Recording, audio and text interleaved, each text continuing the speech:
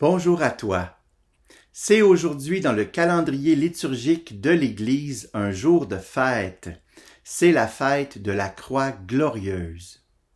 Selon la tradition des différentes églises qui existent, cette fête peut aussi porter des noms variés comme Exaltation de la Sainte Croix, Exaltation de la précieuse et vivifiante Croix, Élévation de la Sainte Croix, Invention de la vraie croix et plusieurs autres noms qui nous parlent de ce grand mystère.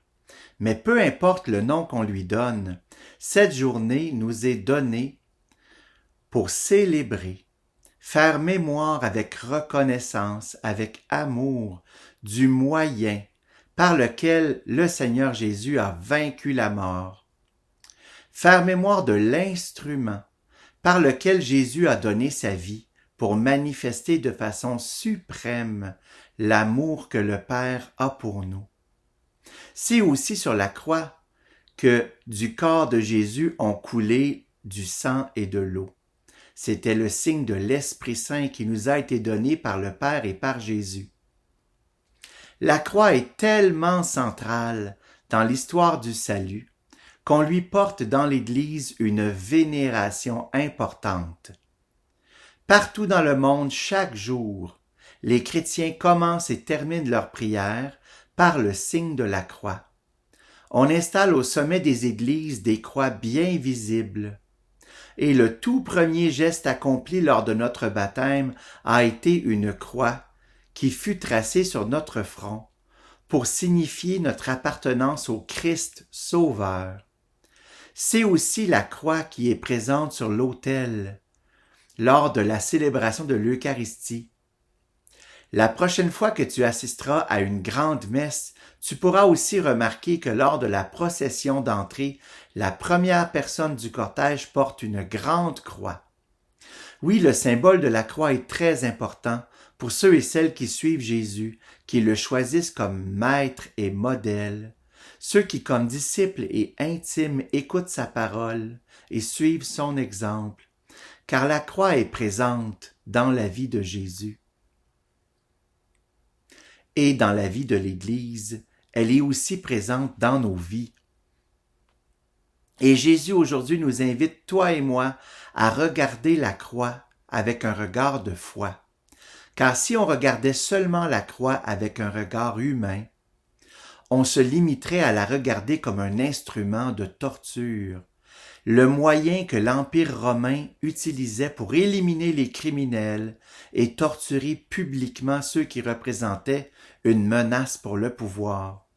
Leur objectif était de faire naître la peur dans la population pour mieux la contrôler. Mais lorsqu'on regarde la croix de Jésus avec un regard de foi, si on fait la lecture de ce grand événement, de la crucifixion de Jésus, si on se pose la question, Père, que veux-tu m'enseigner par cet événement de la croix de Jésus? Alors mon regard change et la croix devient un instrument par lequel Jésus livre sa vie. La croix devient un signe d'obéissance amoureuse à la volonté du Père, un signe aussi d'amour pour chacune d'entre nous. Et avec ce regard de foi, plutôt que d'éprouver des sentiments d'horreur, de peur ou de tristesse en regardant la croix, je peux voir un signe de vie.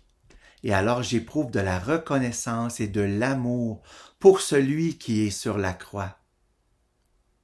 Pourquoi ne pas aujourd'hui, toi et moi, on ne ferait pas l'expérience de la rencontre avec ce grand mystère de la croix avec un grand C, celle dans la vie de Jésus, et aussi toutes ces petites, moyennes et parfois grandes croix qui sont présentes dans nos journées, dans nos vies et les vies de nos frères et sœurs du monde entier.